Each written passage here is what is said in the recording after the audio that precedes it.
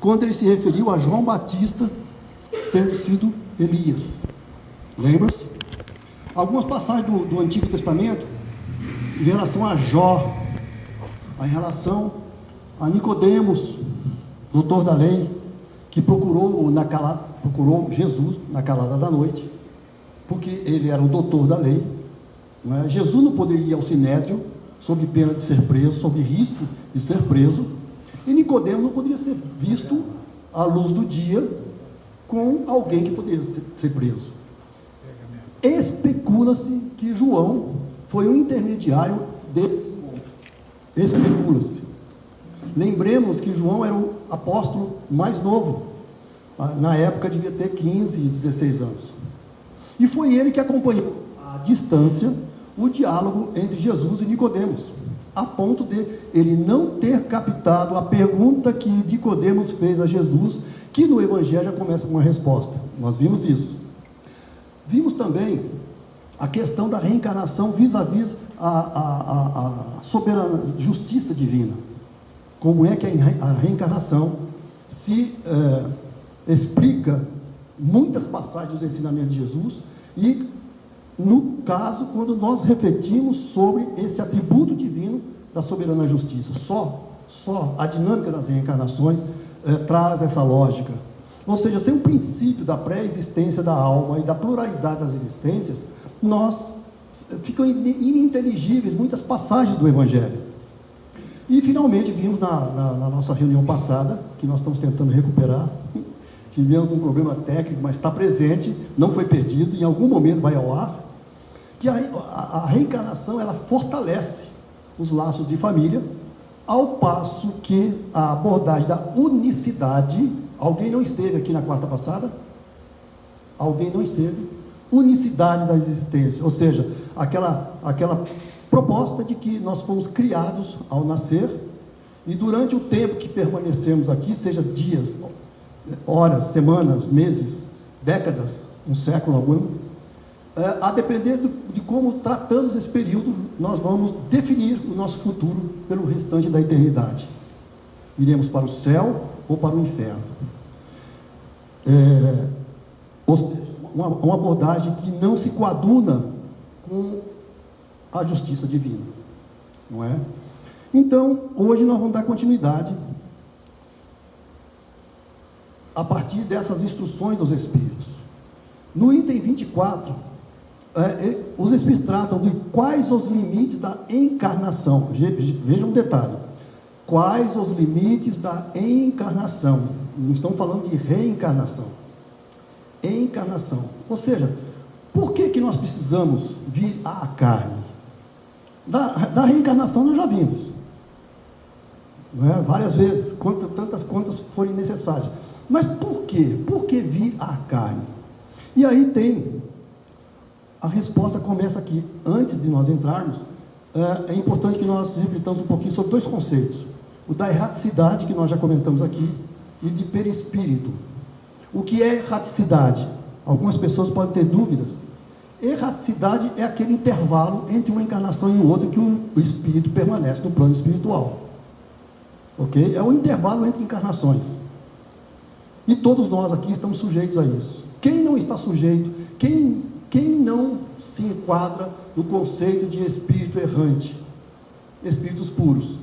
Espíritos que já não precisam estar reencarnando para realizar o seu processo de aprendizado. Espíritos que estarão contribuindo com a obra divina, mas já em outros planos, e não necessariamente na carne.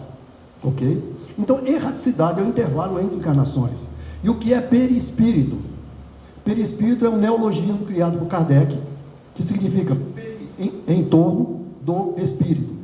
Ou seja, o espírito precisa lançar mão de alguma parcela de matéria para poder atuar no mundo material. Ok? Nós vamos trabalhar um pouco isso, porque essa característica é plena em todos os espíritos, independente do estágio, desde o ser primitivo ao espírito de luz. A diferença é a sutilização desse perispírito, desse instrumento de trabalho do espírito, que vai acontecendo ao longo do processo evolutivo. Ok? Então, ficando claro o que é o conceito de erraticidade e de perispírito, podemos voltar à orientação dos espíritos, às instruções dos espíritos. A bem dizer, a encarnação, limites da encarnação. A bem dizer, aqui eles trabalham o seguinte: quantas vezes eu tenho que reencarnar? 70 vezes 7. Misturando? 70 vezes 7? Ô Pedro, puxa vida, não é isso, né? Não tem nada a ver com o número. Porque algumas pessoas podem pensar que tem lá uma tabelinha, que chegou naquela tabelinha lá e falou: ó, daqui para frente você não vai mais, esgotou a tua cota. Não, não é isso. Lembra-se por quê? Por que precisamos virar a carne? E aí nós vamos começar a responder essa questão. Quais são os limites da encarnação? Por que precisamos virar a carne? Para realizar o nosso trabalho de crescimento espiritual, para estarmos na jornada rumo à perfeição. E nós vamos trabalhar mais alguns objetivos disso. Então, veja, à medida que nós vamos nos sutilizando, o que significa nós nos sutilizarmos? Deixarmos para trás as nossas manifestações primitivistas.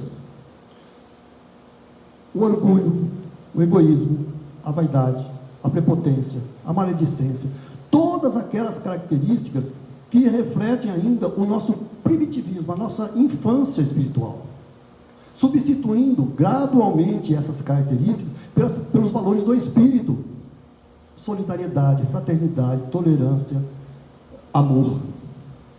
Quanto mais nós incorporamos esses valores do espírito, mais sutil nós nos tornamos. Quanto mais sutil, mais o espírito vai utilizando aquela cobertura, digamos assim, material do mundo no qual ele está, mais sutis. Ou seja, a conquista do espírito se reflete no seu instrumento de trabalho perispiritual, e nas suas próximas encarnações, essa sutilização molda novos corpos espirituais. Novos corpos carnais. Então o espírito se sutiliza, com essa sutilização ele vai transformando o seu perispírito cada vez mais sutil, e essa sutilização perispiritual molda, então, porque o perispírito é o molde do corpo físico, ele molda novos corpos materiais mais sutis. Ou alguém tem dúvida aqui que nosso corpo físico hoje é diferente da época das cavernas? Não precisa ir muito longe, da época da Idade Média. Ou seja, apesar das nossas mazelas atuais, nós realizamos conquistas. Essas conquistas estão registradas em nós. Esse registro, ele está presente em nosso corpo perispiritual. E à medida que nós vamos avançando em novas encarnações, essas conquistas se manifestam em novos corpos físicos. Essa é a dinâmica. Ok. Em outros mundos, a dinâmica é a mesma.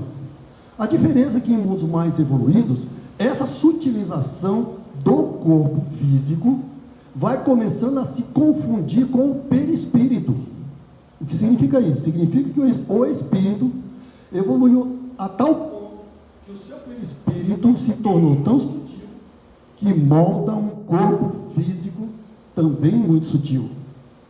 A ponto, vou repetir, a ponto de o próprio corpo físico começar a se confundir com o perispírito.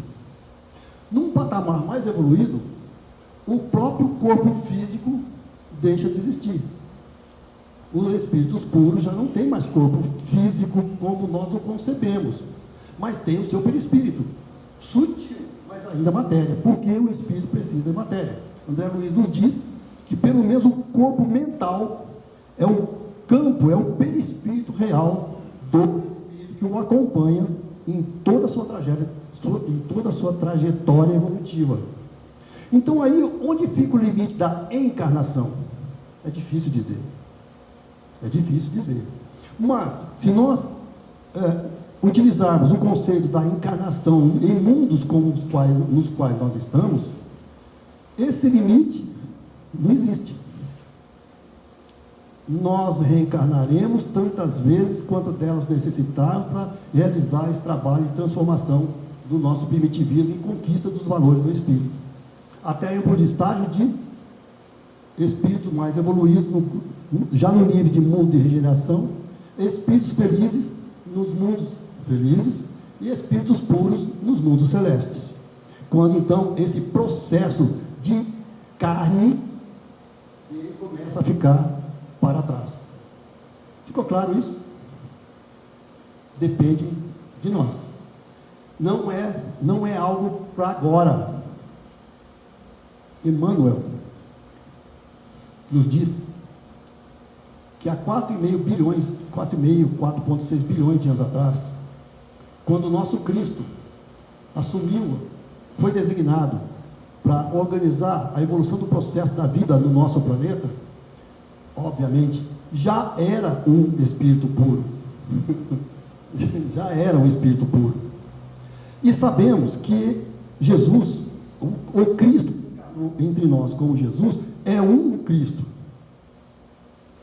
de um mundo, de um sistema solar, num canto da galáxia, de uma galáxia mediana. Então temos Cristos em todos os mundos, e numa escala hierárquica infinita praticamente. Nessa linha temos Cristo do nosso planeta, Cristo do sistema solar, Cristo da galáxia Via Láctea, Cristo do grupo de galáxias, Cristo do supergrupo de galáxias, assim sucessivamente, cujo foco culminante é Deus, nosso Pai Criador, mantenedor e atrator de toda a sua criatura. Então, em que momento desses que o nosso processo de não necessitar mais da encarnação começa a acontecer?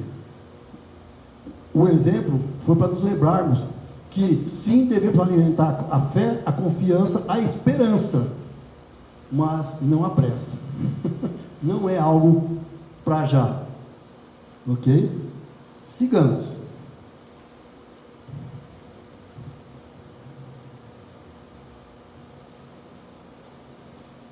No item 25, os Espíritos dizem, trabalham a questão: é um castigo a encarnação e somente os espíritos culpados estão sujeitos a sofrê-la? Vejam só, é um castigo? Primeiro, Deus castiga.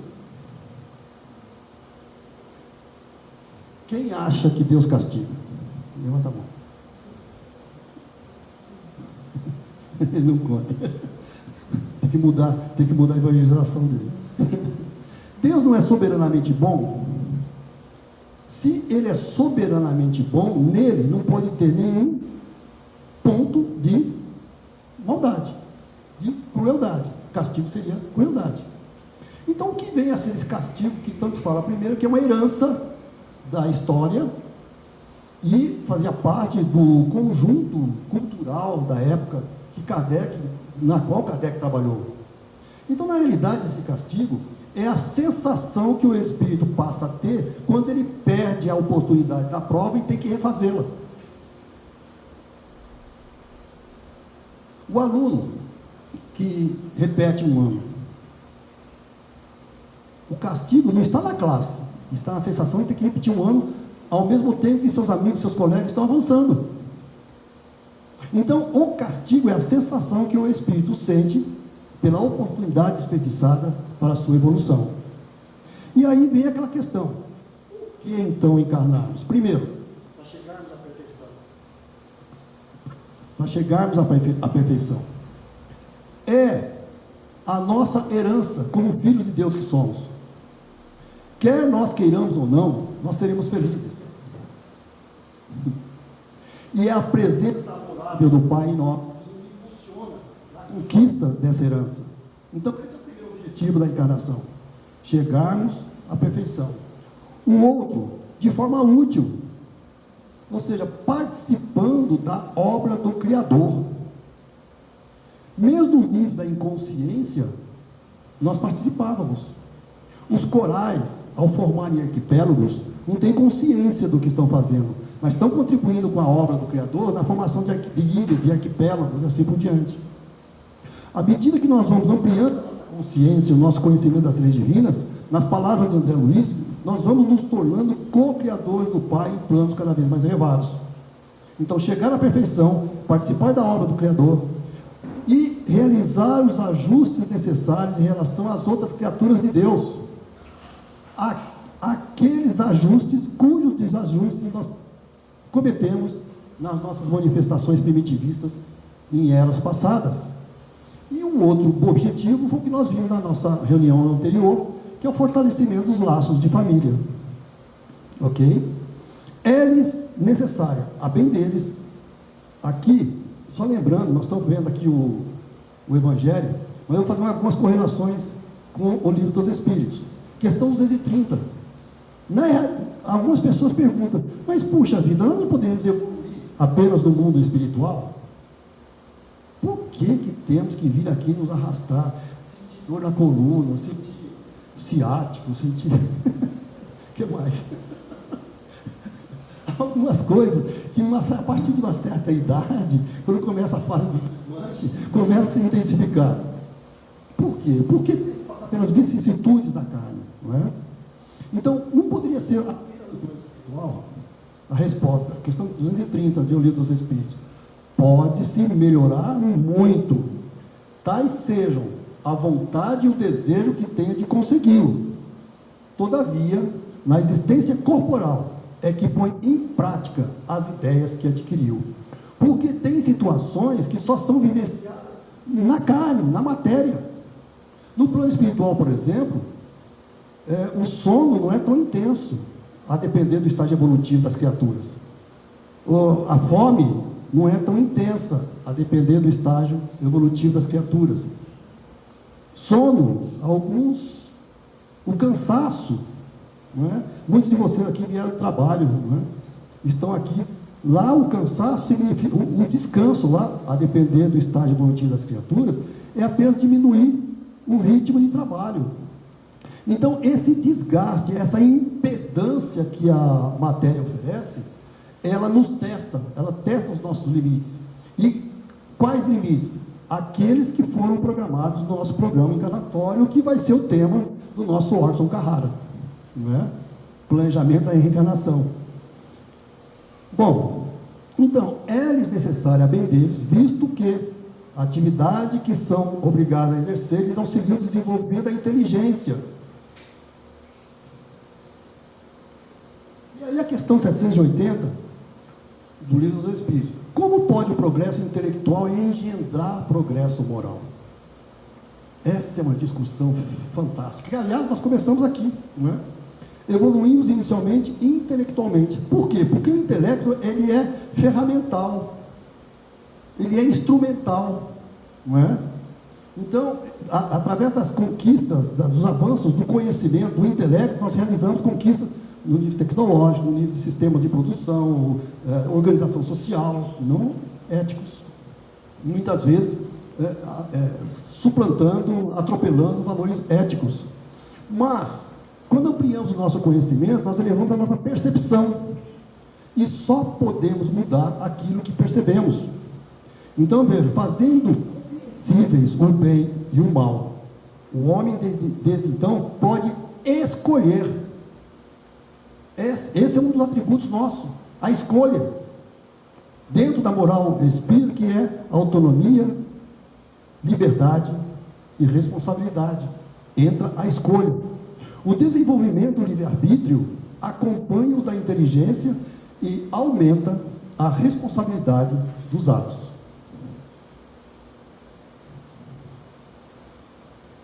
Ainda nesse item,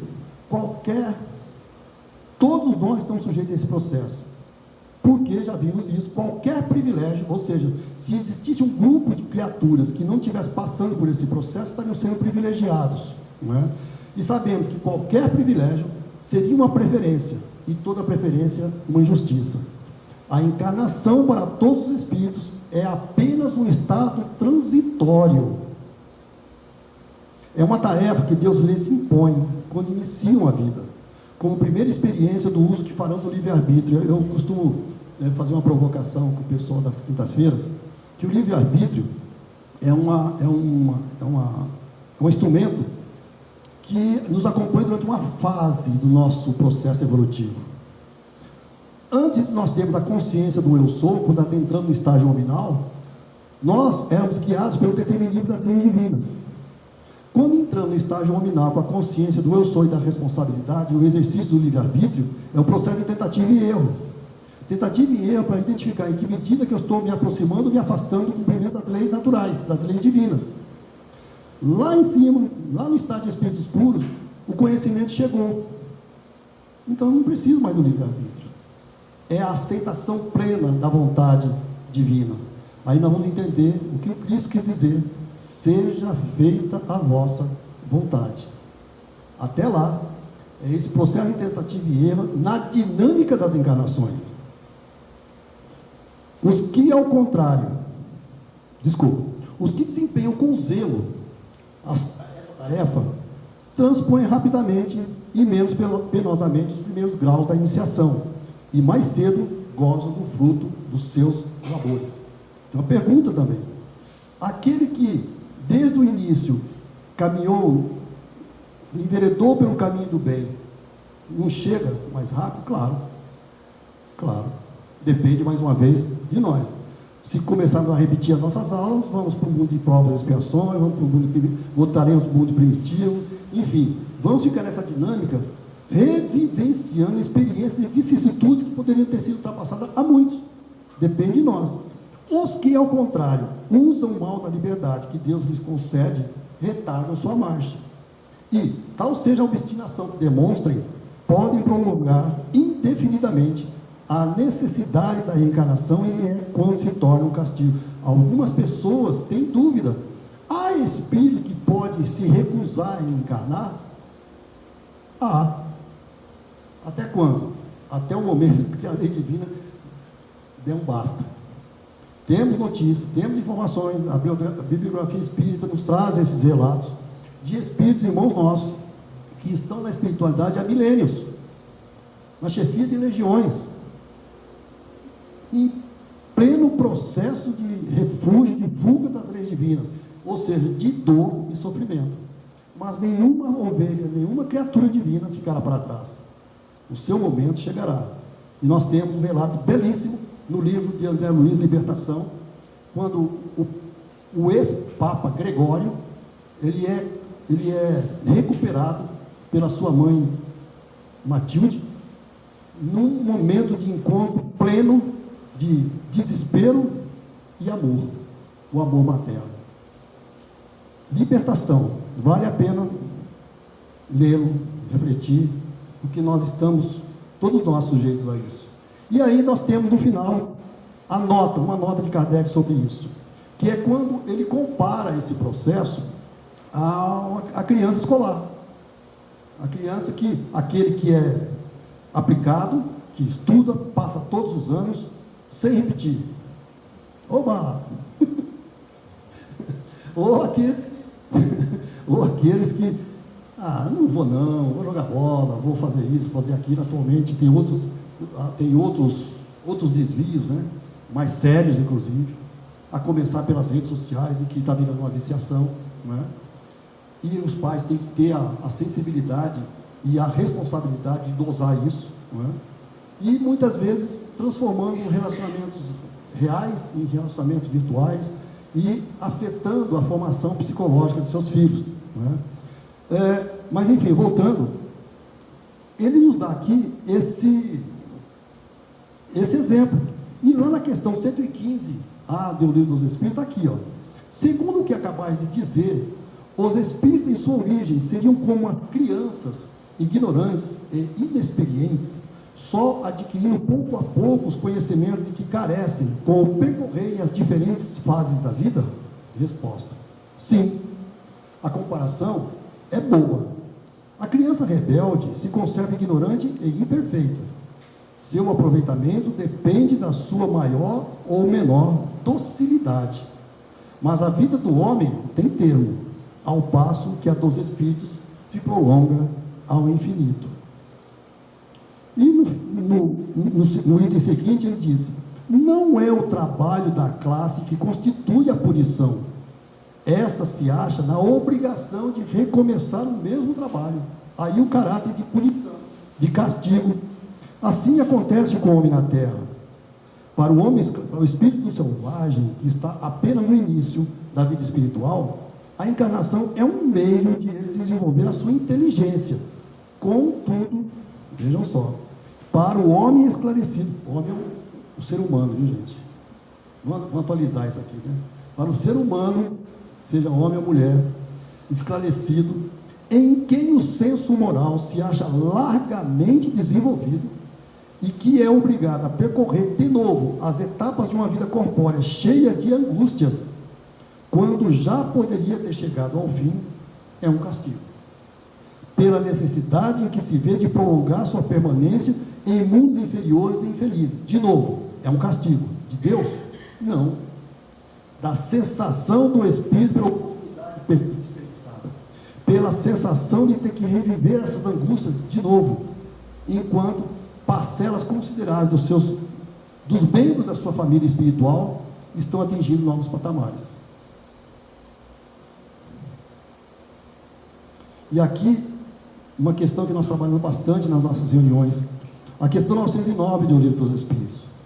Poderia sempre o homem, pelos seus esforços, vencer as suas más inclinações? Vejam só, lá na 780A, quando nós desenvolvemos o nosso intelecto, nós conquistamos a capacidade da escolha. Ok? 780, questão 909. Poderia sempre o homem, pelos seus esforços, vencer as suas más inclinações? Resposta: sim, e frequentemente, fazendo esforços muito insignificantes. O que lhe falta é a vontade. Quão poucos dentre vós fazem esforços. E aqui tem uma reflexão que Emílio Miranda nos traz, dos processos de fuga, que aliás nós refletimos ontem nos nossos trabalhos. Nós desenvolvemos processos de fuga, porque não queremos encarar frente a frente as nossas oportunidades, os nossos desafios. Nós não aceitamos que ainda em nós tem muito do egoísta, do orgulhoso, do vaidoso, do intolerante, do prepotente. Nós nos recusamos a aceitar isso e fugimos. De que forma? Várias formas.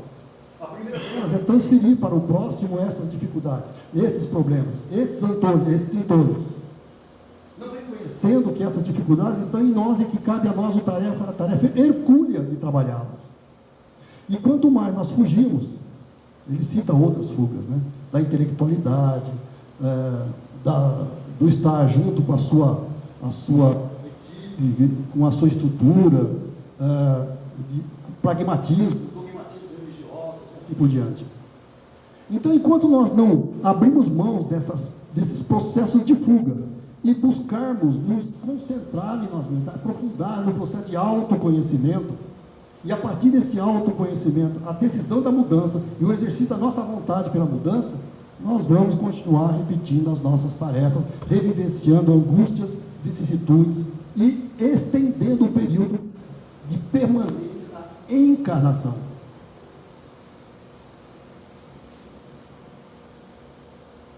Meus irmãos, minhas irmãs, muita paz.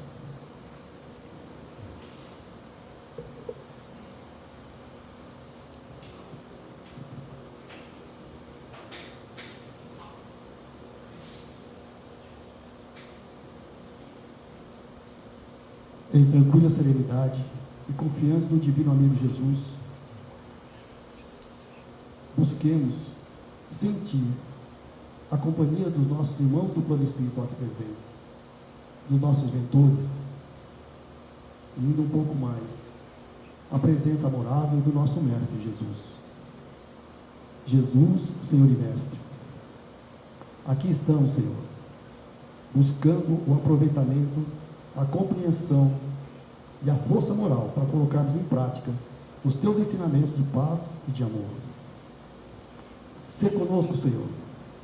Auxilie-nos, aclara-nos a nossa mente, para que possamos compreender profundamente cada um dos teus ensinamentos. Fortalece-nos, Senhor, moralmente, para que não desistamos, como já fizemos tantas vezes ao longo da nossa jornada. Desenvolve em nós, Senhor, assim como nos ensinou o teu filho Francisco, que a cada dor eu me levo. Desenvolve em nós a capacidade de identificar nas nossas dificuldades, nos nossos problemas, as oportunidades ali contidas para o nosso crescimento espiritual. Auxilia-nos, Senhor, para que coloquemos em prática esse processo de transformação na nossa vida de relações, a começar pelos nossos lares, nossa esposa, marido, filhos, parentes próximos, amigos, e em todas as demais instâncias da nossa vida. Que sejamos, nas palavras de Gandhi, a transformação que queremos ver no mundo, partindo dos teus ensinamentos, do teu evangelho. Que sejamos uma luz a brilhar no campo da paz e não da guerra, no campo do amor e não do ódio, no campo da tolerância e não da intolerância, no campo da fraternidade e não da divisão. E assim, com a graça de Deus nosso Pai, de Jesus o Divino Mestre, dos nossos mentores e amigos espirituais que nos acompanham na noite de hoje, pedindo licença para encerrarmos a nossa preleção da noite, dando graças a Deus e graças a Jesus. Que assim seja.